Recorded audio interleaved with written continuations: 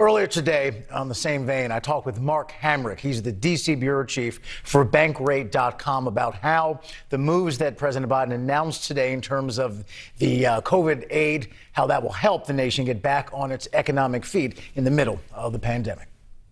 Mark, thanks so much for being with us. We certainly appreciate it. This really strikes me as big news for a number of businesses all across the country. The next 2 weeks coming up. So talk about why this is so important in terms of, one, truly small businesses in the country, and two, minority-owned businesses as well. Absolutely, Rob. Good to be with you. And it is very important because small business truly is the engine of the U.S. economy. If you think about innovation, and ultimately the companies that become big, and we can think about in our own minds perhaps examples of the most successful companies. We can think about some of those great technology companies that began in their founders' garages. A small business is crucially important for not only the status quo of our economy, but the future of it. And so what the Biden administration here is really talking about is trying to protect nearly half of employment in this country, and that is small business. And in the early stages of the rollout of this program, after the CARES Act was passed early last year, there was quite a bit of criticism, and much of it, I think, appropriate, that too many large companies got in on this federal funding. And so what the Biden administration is trying to do now is to focus attention on companies with 20 or fewer employees, but also shine a light on the fact that many women-owned or minority-owned businesses have suffered disproportionately during this nearly year-long economic downturn. And so they really want to make sure that they get to the front of the line as these PPP funds are doled out here over the coming couple of weeks. And it's going to be a 2-week window where certain businesses and folks are going to get priority. I just want to rattle off a few of them so people are clear. The self-employed, sole proprietors, independent contractors, small business owners with non-fraud related felonies, those delinquent on student loans, and even some non-citizens who are residents. It's those kind of folks that this special 2-week window is really designed to help out.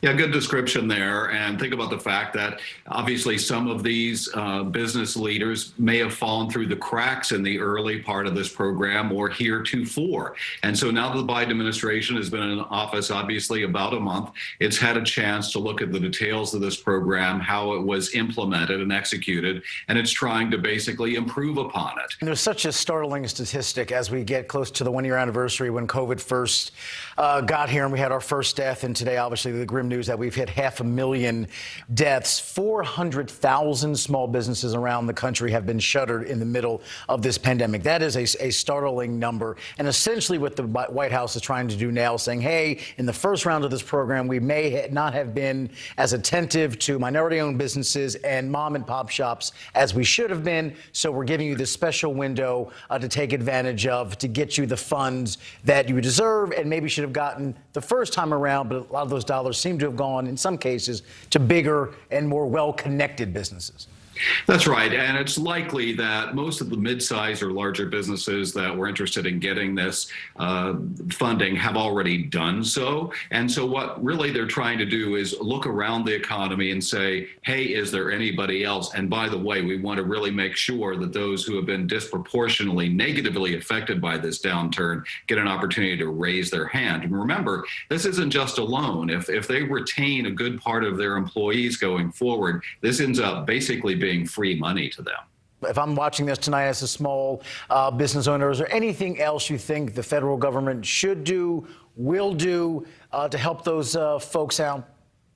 Well, I think the main thing is that the administration is looking at this with a laser focus and really trying to make sure that the Small Business Administration is doing the job that it exclusively is set up to do. You can think about the Commerce Department essentially being there to help businesses of all shapes and sizes, but SBA is really the one that is meant to provide some jet fuel to these very important companies in our economy. Because think about the fact that those enterprises that have been disproportionately hurt, and we think about at the top of the list, leisure and hospitality, bars and restaurants, retail, travel-related businesses, very often those are small businesses, and very often those are the ones that we regard as at the heart of our communities. Think about, let's say, the mom and pop bar restaurant down the street that may have been on the verge of or did close. That's heartbreaking, but it's also more heartbreaking for the business owner and their employees. And so this is one reason why we really need to be